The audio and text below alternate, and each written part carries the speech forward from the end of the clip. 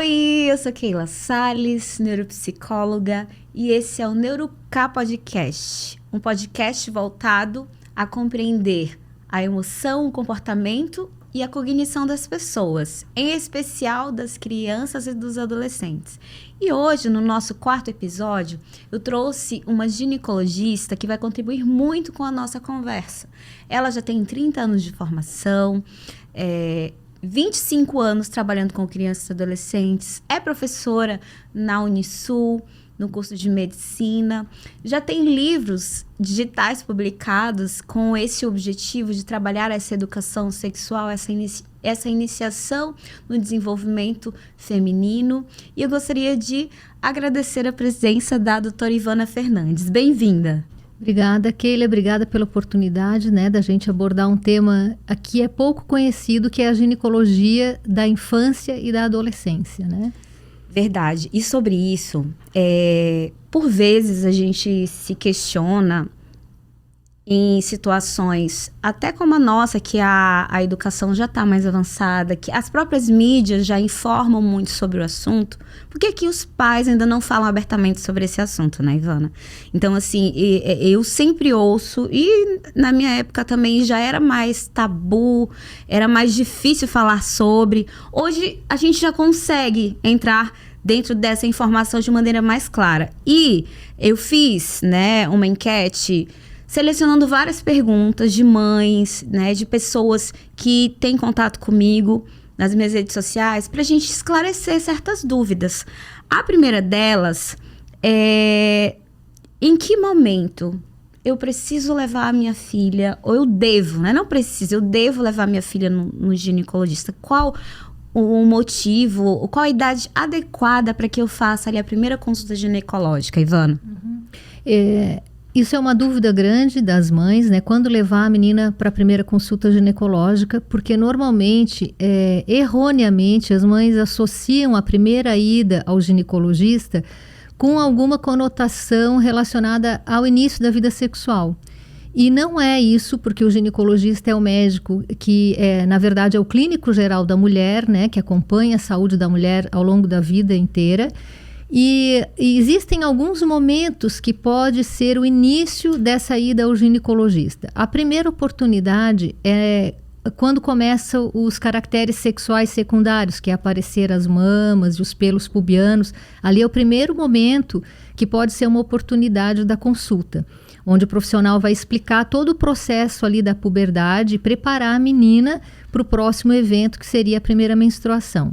Que normalmente é ali entre 8, 9 anos, okay. Um segundo momento, se a mãe não levou nessa fase, é depois que teve a primeira menstruação, Porque daí a menina vai precisar saber cuidados de higiene, tipos de absorventes, avaliar as questões relacionadas à cólica, ao ciclo menstrual, Então, esse é um outro momento. Se não foi nessa fase ainda, então tem a oportunidade de levar a menina quando ela começa com um namoradinho, com um ficante. Ali é o momento também de levar, super importante, porque daí são outras questões que a gente vai abordar, A prevenção da gravidez, das doenças de transmissão sexual, orientações sobre a sexualidade, que elas têm muita dúvida, elas não conhecem, elas estão aprendendo isso, É um aprendizado, Sexualidade se aprende, assim como se aprende história, geografia, cuidado com o corpo, Então é necessário ter informação correta para poder agir corretamente nessa fase,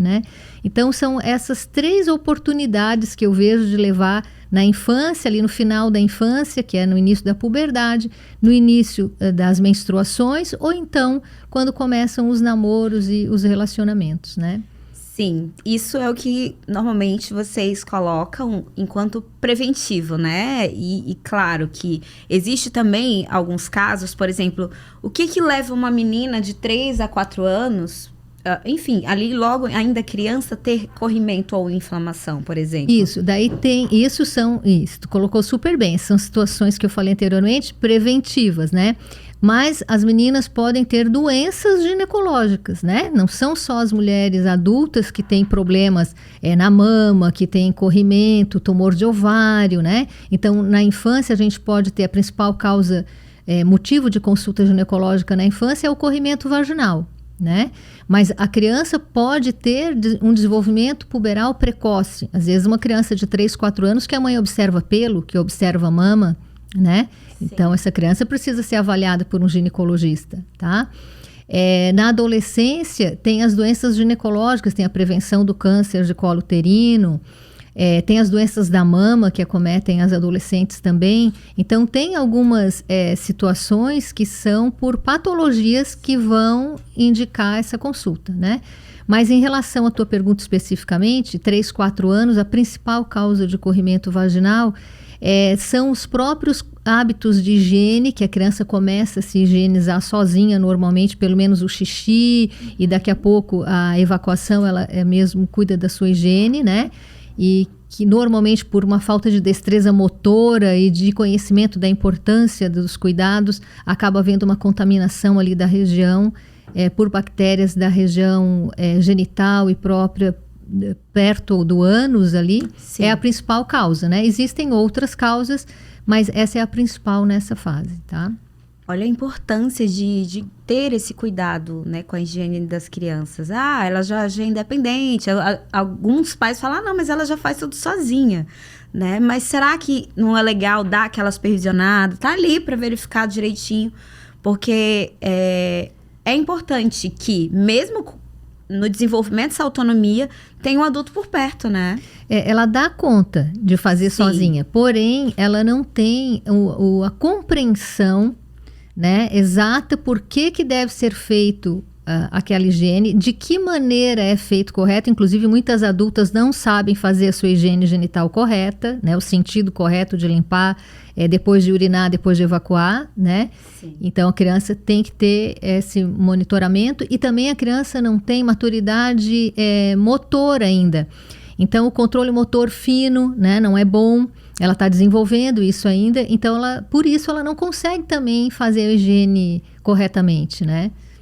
Perfeito. Então, é necessário estar de olho ainda que essa criança já esteja desenvolvendo essa autonomia, né? Nesses primeiros anos de vida aí. Outra pergunta que eu recebi também que já tem a ver com essa puberdade ou esse início ali do amadurecimento feminino. Qual a idade normal, Ivana, da primeira menstruação? Existe uma média, né? No Brasil, a média é entre 11 e 12 anos para a primeira menstruação. Só que a partir dos 10 anos já se considera normal a menina menstruar. Embora, é lógico, para os pais, eu sempre falo assim, os pais sempre acham que é cedo para tudo, né? Porque a gente tende a olhar, né, o filho como se ele fosse menor do que ele realmente é, né?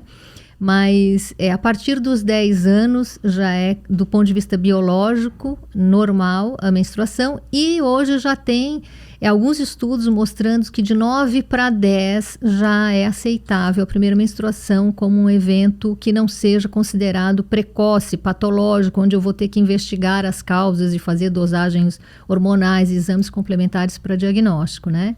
Então, a partir entre 9 para 10 ali, já é considerado normal, embora as meninas sejam jovens ainda, mas seria considerado normal do ponto de vista biológico.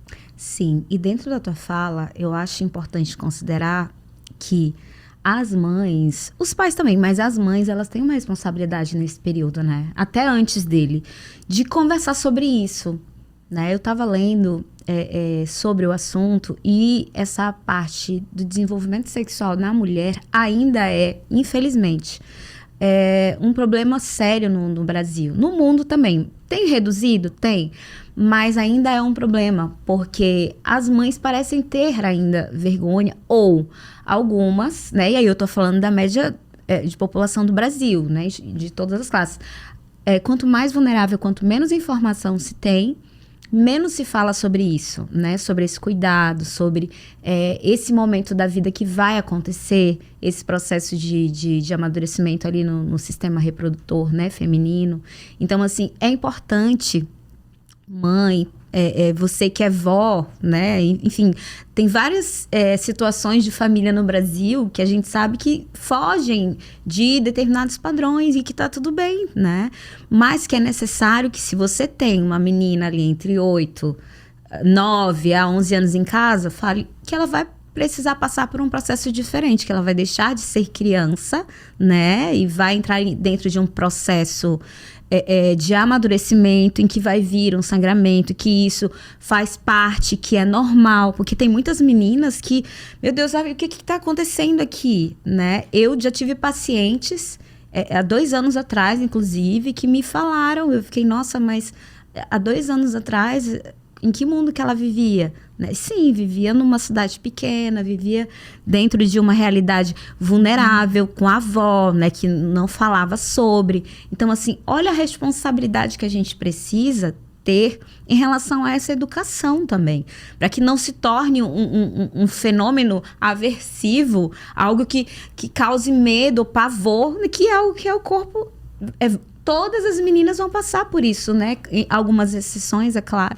Mas que é necessário que a família trabalhe, independente do tipo de família, da estrutura familiar. Mas que essa informação chegue, até para que essa menina lá na frente desenvolva uma autoestima, desenvolva uma independência emocional também. Eu acho muito válido colocar, né? Eu acho que é muito importante dentro do que tu falou, passar uma imagem positiva da menstruação, né?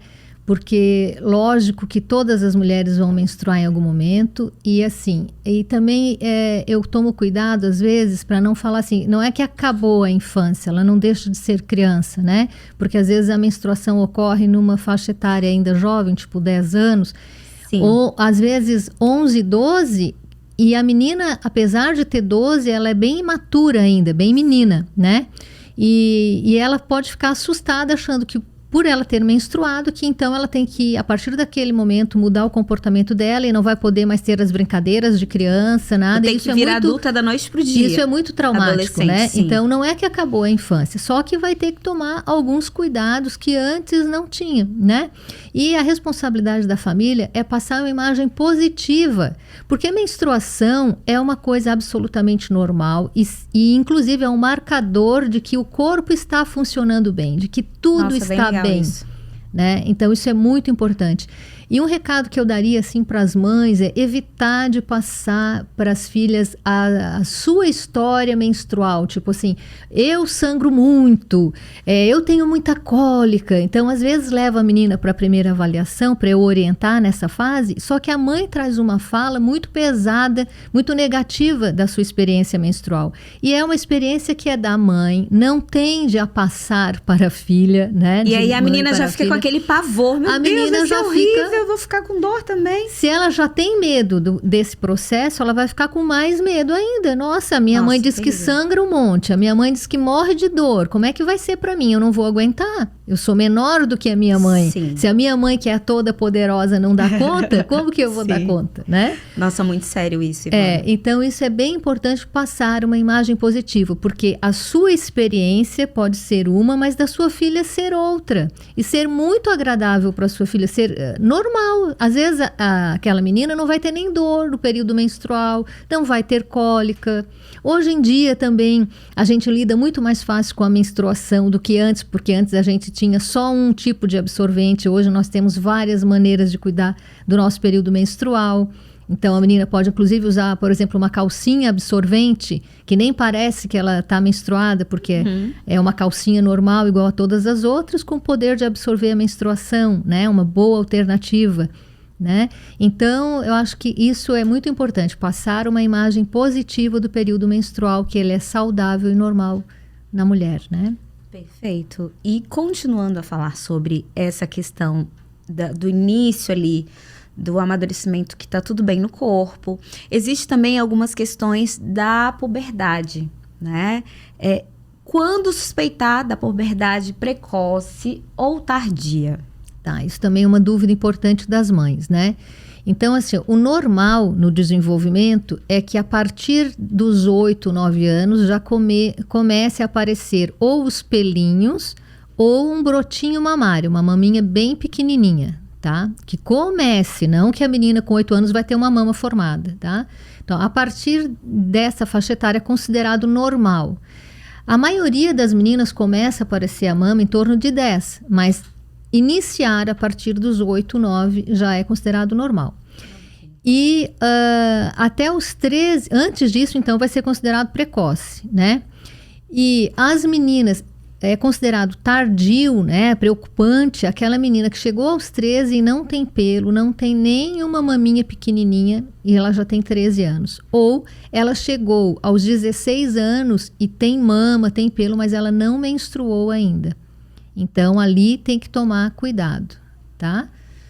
Provavelmente deve ter alguma coisa a nível de desenvolvimento que está fora, né? Exato, que do padrão precisa ser normativo. avaliado, que pode ser uma causa hormonal ou uma causa anatômica também, que impeça a menstruação de sair, né? Às vezes a menina chegou lá com 16 anos, ela já tem mamas, tem pelos, tem uma estatura adequada, mas ela pode ter uma causa anatômica, algum bloqueio ali a nível da vagina ou do próprio útero, né? Que impede a menstruação de exteriorizar. Então, tem que levar para avaliar, para ver, identificar a causa, tá? Sim, sim, muito importante. Outra coisa também é em relação a questões sobre padrão menstrual na adolescência. Existe um padrão adequado, né? Ou não? Existe uma média? Quando se trata desse momento? Existe um padrão que é mais comum, sim, na adolescência. As primeiras menstruações, ali o primeiro ano até o segundo ano, geralmente as menstruações são irregulares. Então, o mais comum às vezes a menina menstrua e fica 3, 4, 6 meses sem menstruar até começar a ciclar novamente, né? Ou ela tem menstruações em intervalos muito curtos, tá? Uma outra situação frequente na adolescência é que os fluxos menstrual, geralmente ele é maior do que na adulta. A menina às vezes sangra mais e isso preocupa as mães, tá? Então, é aquele sangramento... Às vezes é necessário entrar com alguma medicação? Isso, sangramento que vaza na roupa, suja a roupa de cama. Isso é muito comum na adolescência. E depois vai amadurecendo o sistema hormonal, né? E vai regularizando e diminuindo a quantidade, né? Naqueles casos que não está evoluindo para a normalidade, daí pode tratar. Tem medicações, sim, que a gente pode usar para regularizar o ciclo. Ou, se o fluxo é muito grande, está levando uma anemia, uma deficiência de ferro, daí são situações que a gente tem que intervir também, né? Mas a maioria das vezes a gente vai só acompanhar esse padrão menstrual, porque a maioria, depois de 1 a 2 anos, vai regularizar. Sim. E outra coisa que é importante a gente conversar é sobre esse início sexual, né? Existe, Ivana, um padrão brasileiro, a gente está falando de nossa realidade, para esse início, existe uma média dessa iniciação sexual no Brasil? No Brasil, de acordo com os estudos, né, que avaliam esse critério, né, o início da vida sexual nos adolescentes, a média para as meninas é em torno de 15 a 16 anos, tá? Normalmente 15, e para os meninos de 14. Mas tem um grande estudo brasileiro, que é o estudo PENSE, que é um estudo que foi feito com estudantes em escolas brasileiras, escolas públicas e privadas, tá? E esse estudo mostra que 30% dos adolescentes até 13 anos já tiveram a sua primeira relação sexual, tá? É muito cedo. Então, realmente é muito cedo, né? Porque, inclusive, no Brasil, a gente tem uma legislação que é bem clara, que relação sexual com menores de 14 anos é considerado estupro de vulnerável, né? Então, assim, fico alerta também, né, para os pais, para as mães que liberam o namoro antes dessa faixa etária, que tenham esse cuidado, porque a gente tem também uma legislação considerando estupro para relação sexual abaixo de 14 anos, além, é lógico, das meninas abaixo dessa faixa etária não terem maturidade, né, para lidar com as consequências da relação sexual, né? Porque não é só a relação em si, mas as consequências, né? Exatamente. Muitos falam, mas ela não sabe o que ela está fazendo, né? Na verdade, ela até tem uma ideia, só que as consequências, como você disse, é uma criança, né, que vem ali, é uma doença que vem junto, que aí ela vai incorrer em vários traumas, em relação ao desenvolvimento pessoal dela, vai deixar de estudar. Então, em relação a essas consequências, muitas delas não têm, né? Isso. Por isso que é importante conversar. De novo, aí eu volto aqui a psicóloga chata. a falar dessa responsabilidade que os pais precisam ter nessa fase. Não só nessa fase, lá na infância, lá no início. Gente, não é necessário ter tabu, não é necessário ter vergonha, é uma coisa natural. Né? É do ser humano, nós somos seres sexuais. E eu achei importante num dos artigos que eu estava lendo, Ivana, que falam sobre esse problema ainda no Brasil, essa questão social, que a maioria dos adolescentes que têm uma vida equilibrada e que não entram nessa iniciação sexual mais cedo, tem uma família mais informada, pais que conversaram mais sobre, né? Escolas que trabalharam essa temática de uma maneira informativa, né? Então, assim, o que isso quer dizer? Que a informação, quando você tem uma informação sobre aquele assunto, ok, eu tenho uma consciência sobre isso. Por que eu vou fazer de qualquer forma, então? Né? Os riscos acabam diminuindo, né? Você consegue dar essa previsibilidade do que pode ocorrer, tanto de bom quanto de ruim, se esse adolescente ou se essa criança escolher ter o ato ou enfim, outras coisas nesse sentido. Mas a informação, ela pode sim retardar esse processo, que a gente sabe que no início não é fácil e nem é saudável para o adolescente passar por isso, né? Se ele não tiver estrutura emocional e familiar para isso. Os pais são fundamentais, né? Porque os adolescentes, eles são movidos muito por impulso, né? Impulsividade. E, inclusive, do ponto de vista neurológico, é normal, porque o cérebro do adolescente está amadurecendo também. Sim. Então, a parte do cérebro que está mais desenvolvida, que é a parte da amígdala, né?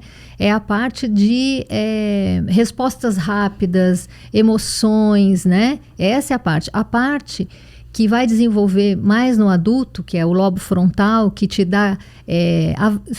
que te permite avaliar consequências das tuas atitudes, ele amadurece mais tarde, né? O controle inibitório. Então eu digo que a parte do lobo central, do lobo frontal, que tem capacidade de avaliar consequência, é o pai e a mãe que faz. Então o pai e a mãe são parte do cérebro do adolescente, né? É a parte que não está madura do adolescente. Então não adianta só brigar com o adolescente, porque é uma questão neurológica também, né, envolvida. Então é muito importante a parceria, a conversa e os pais estarem juntos, porque eles sim são capazes de medir consequências. O adolescente, ele mede prazer, né? Prazer imediato. Ele não consegue pensar essa relação sexual lá para frente, daí eu não vou poder estudar, eu vou ter que arrumar qualquer emprego, né? Eu vou ter que interromper várias coisas da minha vida. Ele não consegue pensar nisso. Ele pensa no prazer do momento.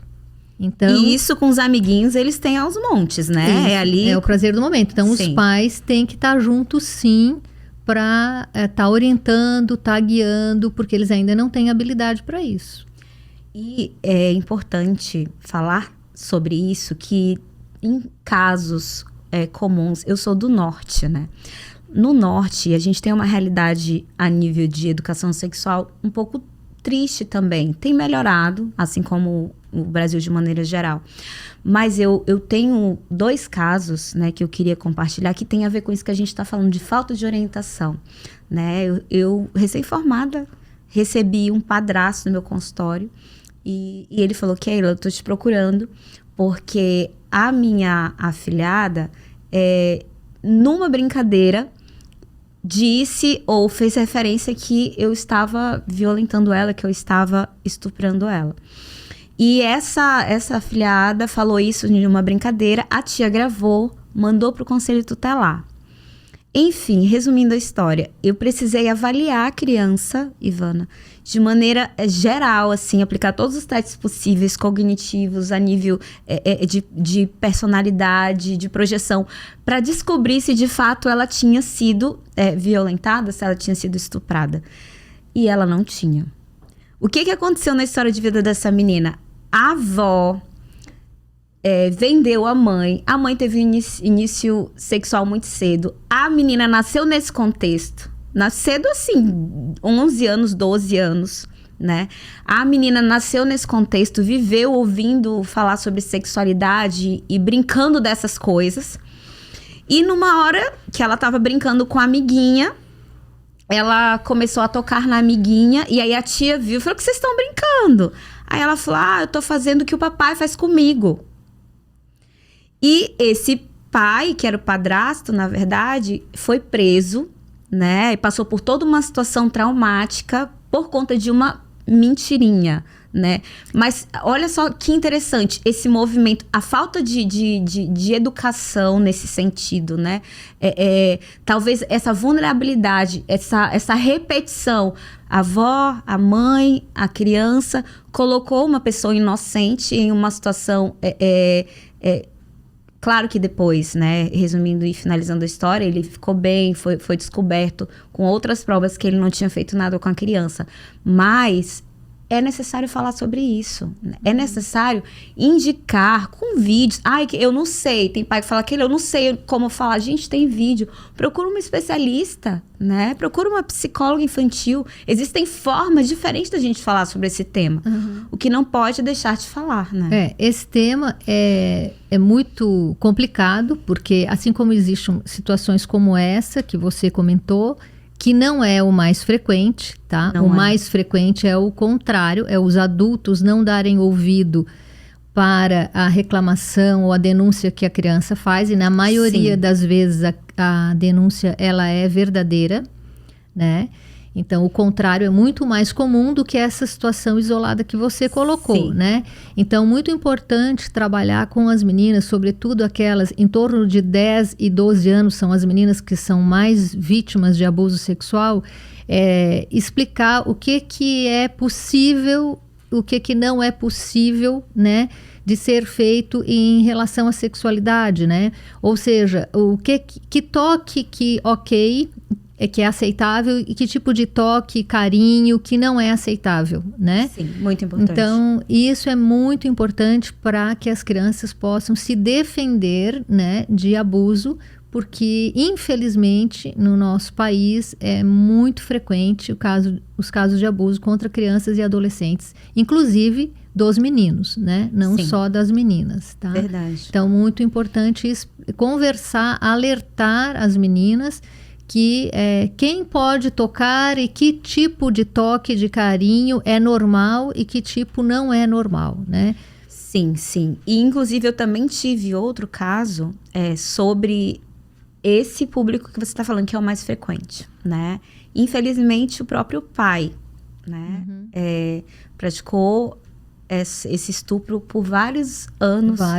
E a menina se tornou adolescente, começou a descobrir que bom, isso não tá certo. E aí ela foi lá e denunciou e chamou as pessoas e enfim, né? Ela teve que aprender fora de casa que aquilo não estava certo. A própria mãe via, né? E, enfim, para não perder o marido, ela acabava aceitando. É bem triste isso. Mas ela que falou, não, tá errado, eu não quero isso para mim. Saiu de casa, né? Enfim, teve a vida dela. Olha que triste. Muito importante isso, as mães ensinarem, né? Normalmente são as mães que ensinam, né? Que tipo de toque, carinho é normal e aceitável, né? E que tipo de toque e carinho não é aceitável, porque justamente isso, as meninas às vezes que são abusadas, elas ficam confusas, porque normalmente os abusadores, né, a maioria das pesquisas mostra que os abusadores são conhecidos da família, né?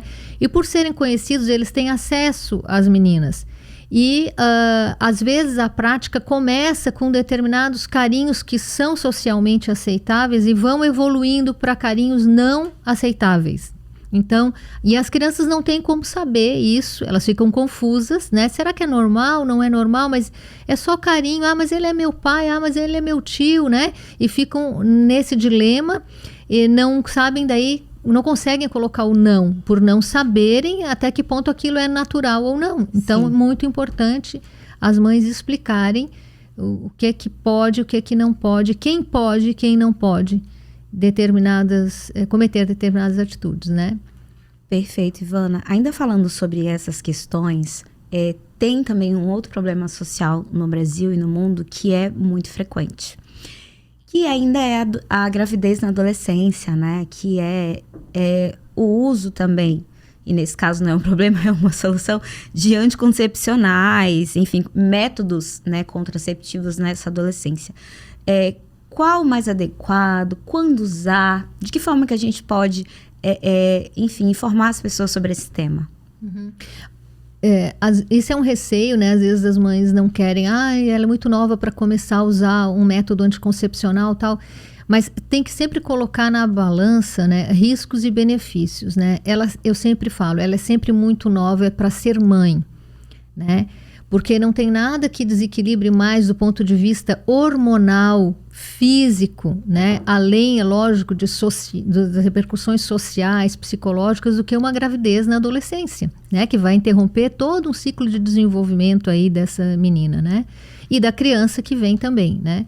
Então, quando há risco de uma gestação, há exposição à vida sexual, não dá para tapar o sol com a peneira e tem que iniciar o método anticoncepcional. E um método anticoncepcional ideal não existe, né?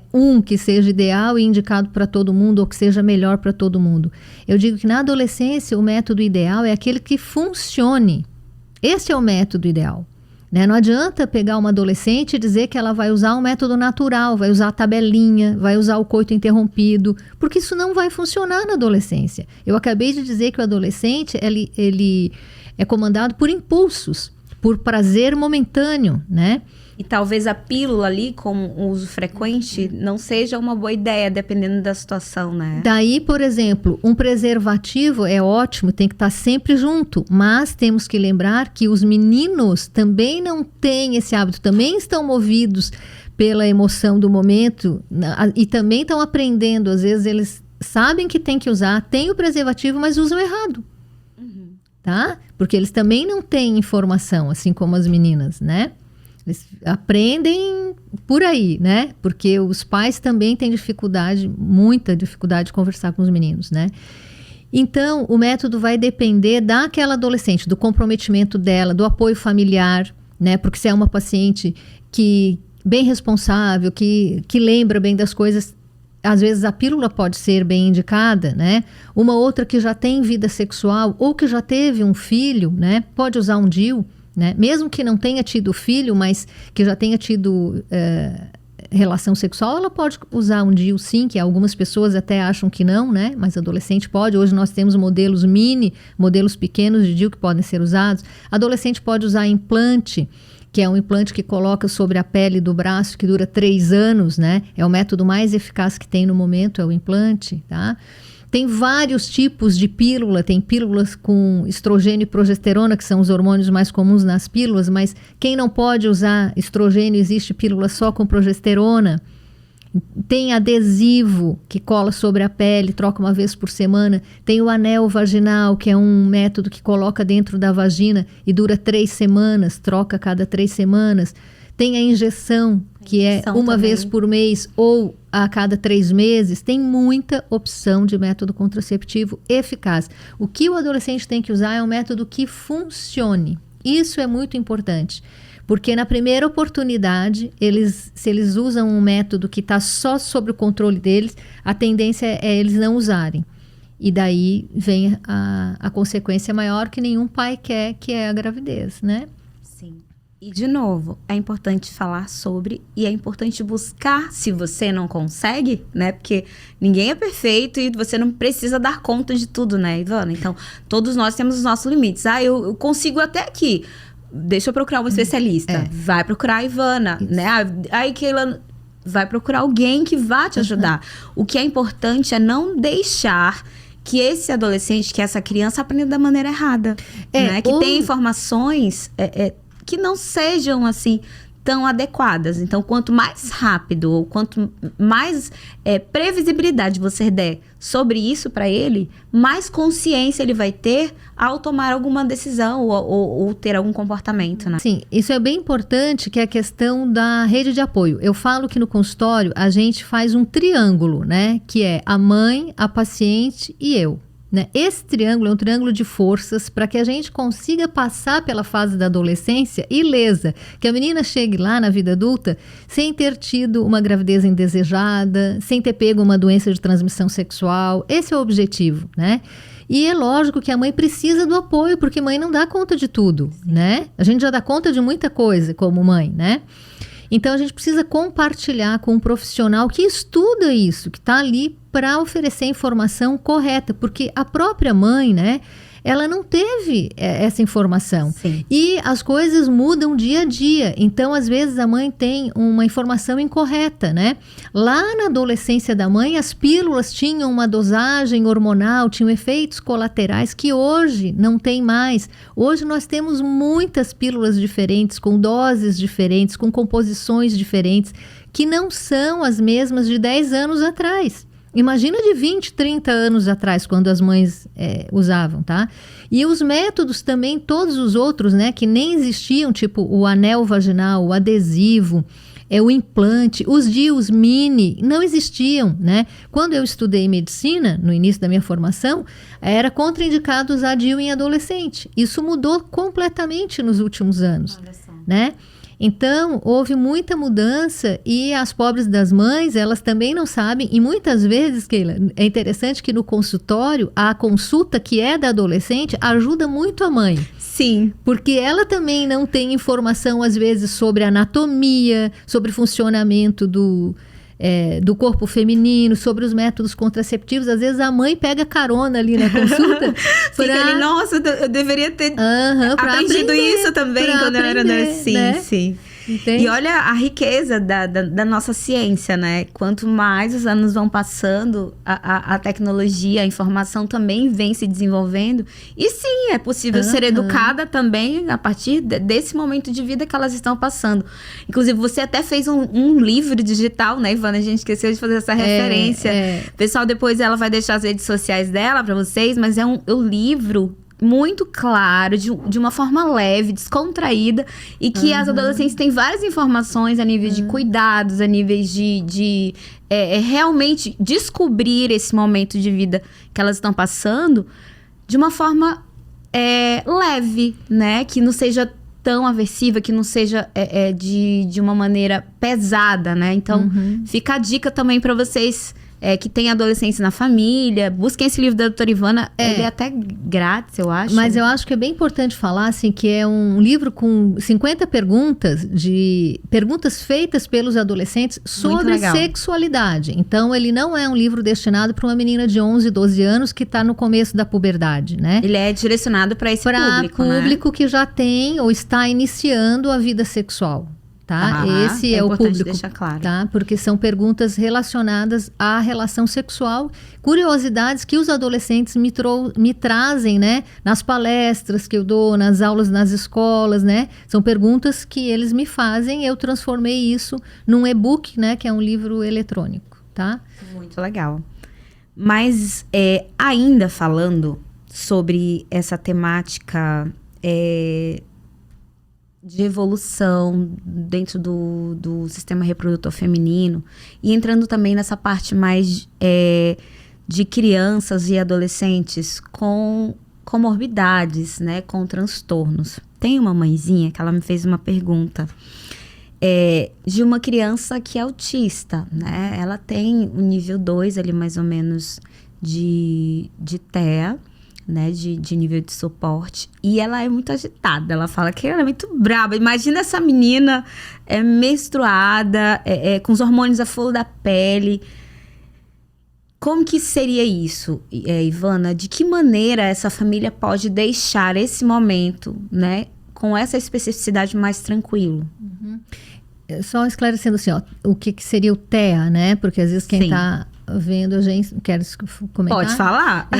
É uma sigla, né, que significa transtorno do espectro autista, Sim. né? E ali estão englobados vários níveis de autismo, porque quando a gente fala em autismo, às vezes a pessoa pensa, é aquela pessoa que não consegue falar, que não consegue entender. Não, existem vários níveis, né? Sim. Existem autistas de grau mais leve, né? Que tem algumas limitações, mas que se comunicam, que compreendem, que, Sim. né?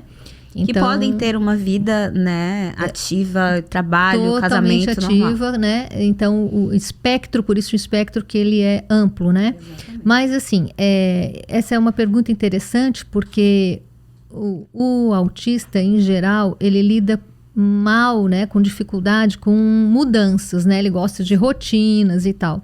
E na puberdade, a principal característica da puberdade são intensas mudanças, né? No corpo físico, nas emoções, nos hormônios, né?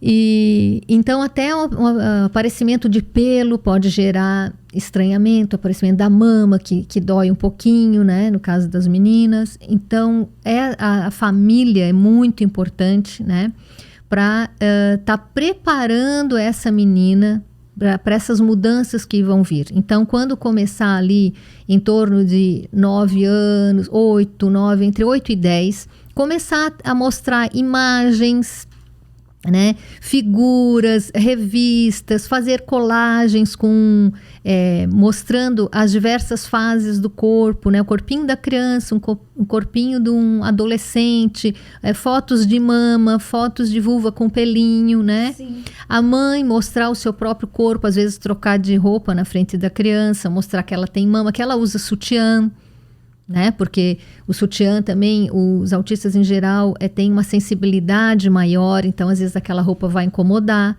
né? Às vezes usar... por causa das alterações sensoriais, né? Tem as alterações sensoriais, né? Então às vezes o sutiã nem vai dar para usar, vai ter que ser um topzinho de algodão, uma camisetinha regata por baixo para tapar o seio que está aparecendo, né? Então a mãe às vezes mostrar os absorventes, colocar a mãozinha da criança ali na parte do algodão, do absorvente, para ela sentir a textura, né? Também é uma outra dica, tá? Então tem que trabalhar com imagens, né? Concreto, né? Porque o autista precisa de coisas concretas, não adianta ficar falando, que ele não vai conseguir imaginar, né? Então trabalhar com coisas concretas, né? E talvez pegar o suporte, ter o suporte de um profissional também para estar ajudando nisso, né? Quando começar a puberdade, levar já também para se familiarizar com o profissional que a qualquer momento vai precisar avaliar essa menina, né?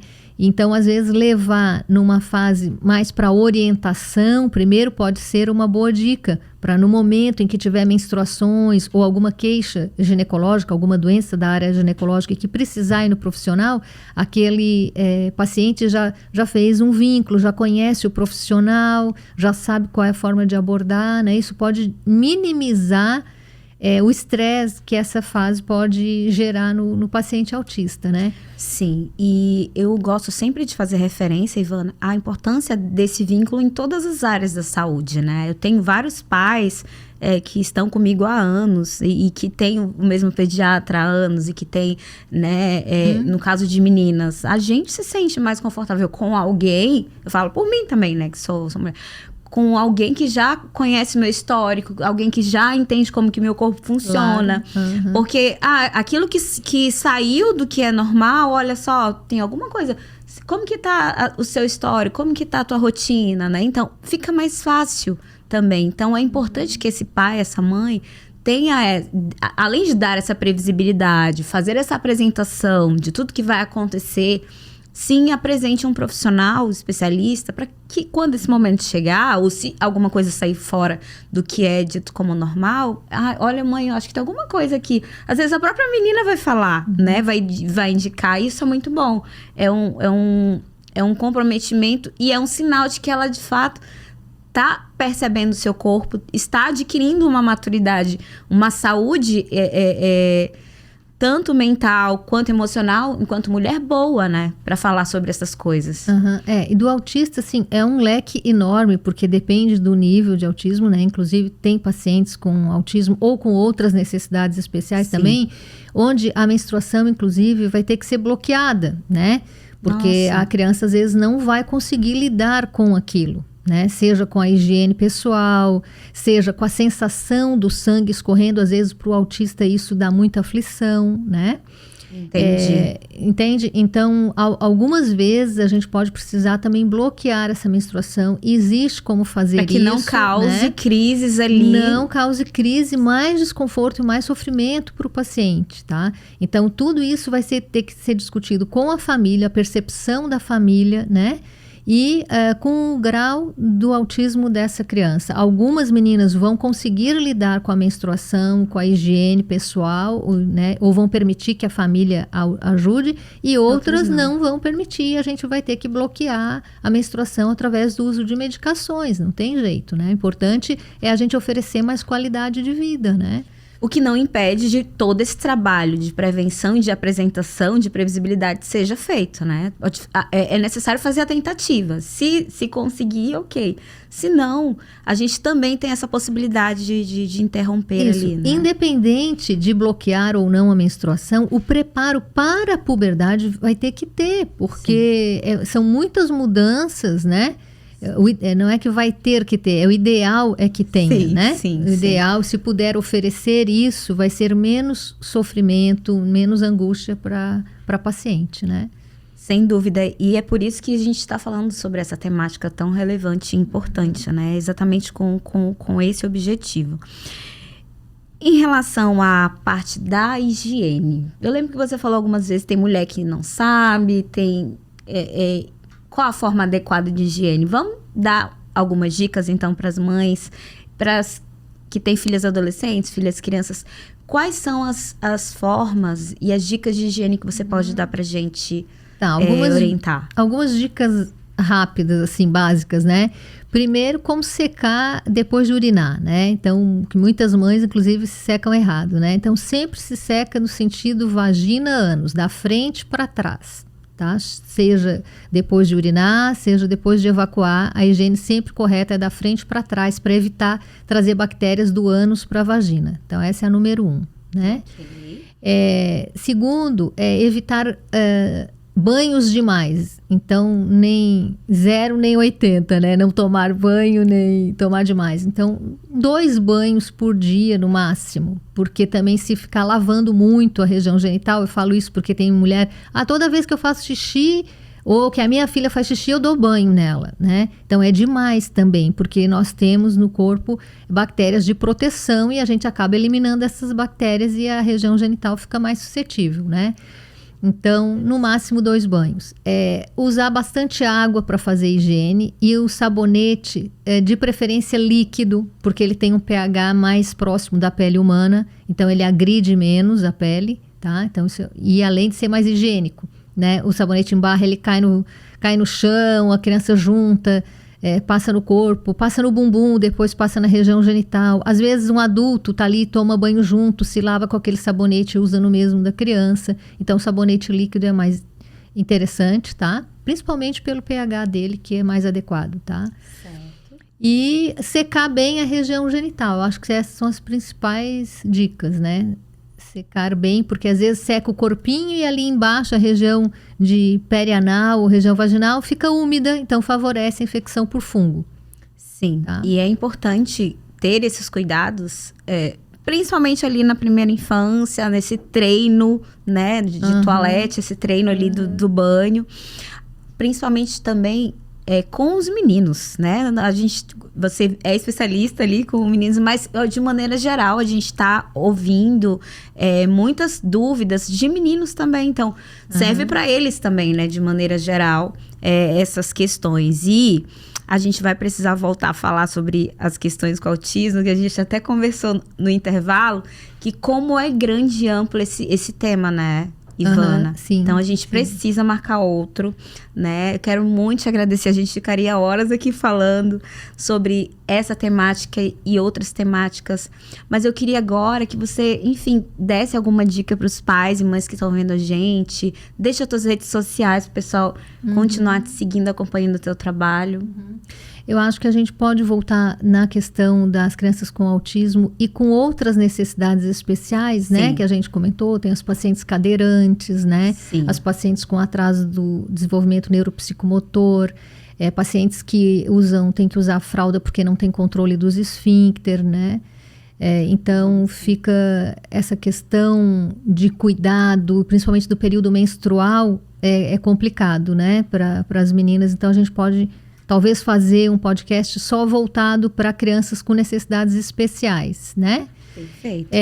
O meu recado era assim, oportunizar, né, que os pais possam oportunizar para as meninas a consulta ginecológica, que a consulta ginecológica ela não tem uma conotação de sexualidade, não é isso. Isso é um detalhe da consulta ginecológica. Quando ele for necessário, esse tema, quando for necessário, será abordado, mas no seu momento certo.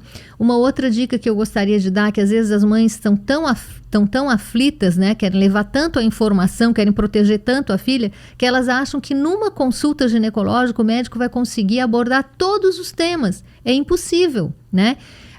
Aquela paciente chega ali na primeira vez, a mãe quer que a gente aborde cuidados de higiene, menstruação, prevenção de DST, prevenção de gravidez. Não dá, né? A menina precisa fazer vínculo. Lembre-se, a mulher, para relatar coisas pessoais, a mulher adulta que procura o ginecologista, às vezes ela leva anos para confiar, para ter vínculo, para sentir que ela não vai ser julgada, né? Então ela vai abrindo aos poucos algumas questões que não são ditas nem na primeira, nem na segunda, nem na terceira consulta. Imagina uma adolescente. Ela tem vergonha, ela tem medo de ser julgada, ela tem medo que a gente vá contar tudo que ela perguntou para a mãe, né? Então, existe algo de sigilo aí também, assim como na psicologia, né, Ivana? Existe o sigilo médico que a gente é obrigado a manter, apesar do adolescente ser menor de idade, né? E que tem situações, é lógico que a gente pode quebrar o sigilo, tá? Situações de risco de vida, né? Parecido com a situações de psicologia. abuso, tá? Mas em outras, o adolescente tem que aproveitar a consulta para tirar as suas dúvidas. Porque tem coisas que ele vai perguntar para o pai e para a mãe, ou ele vai ver na internet, ele vai conversar com os amigos, mas tem coisas que são mais íntimas, mais pessoais, e que ele tem vergonha, e que é mais fácil perguntar para um profissional, né, que não tenha vínculo afetivo e que estudou para informar aquilo, né?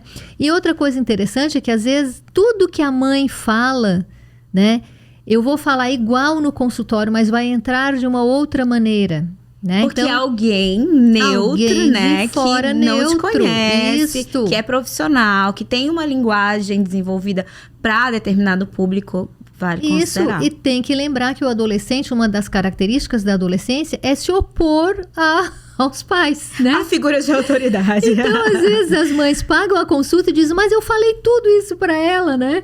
Mas entra de outra forma, entrou aqui e saiu ali. Mas se o profissional fala, legal, agora eu vou começar a fazer certinho, né?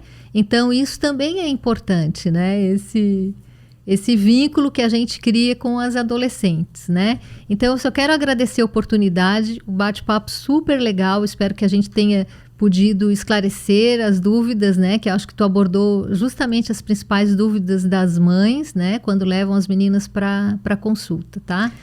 Então, considerando a importância, né, de falar sobre isso, dessa educação sexual, iniciar em casa e que os outros espaços também sejam efetivos nisso, a escola, não consegui, vou atrás de uma especialista que fale sobre esse assunto, né? Então eu agradeço muito aquilo que a gente pôde esclarecer para os pais, mas olha só, tu esqueceste de deixar tuas redes sociais. Fala pro pessoal aí para eles poderem te acompanhar. A minha rede social é o Instagram, é o @doutora Ivana Fernandes, DRA Ivana Fernandes, tá? E eu publico lá posts, né, relacionado à saúde ginecológica e alguns vídeos também de orientação para os adolescentes e para as mulheres de maneira geral, tá? E quem fica, de novo, a dica de quem tiver interesse de adquirir o e-book com as 50 perguntas sobre sexualidade, né, para adolescentes, também entrar lá no meu perfil do Instagram e vai ter disponível lá como conseguir o e-book, tá? Obrigada.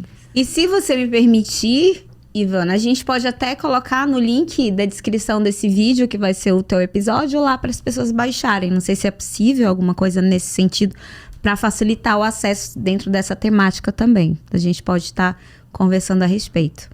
Tá? Então, muito obrigada mais uma vez. Vamos marcar o próximo episódio para falar sobre isso. E vocês de casa continuem acompanhando para mais informações sobre esse desenvolvimento infantil e também sobre o ser humano. Até a próxima. Tchau, tchau.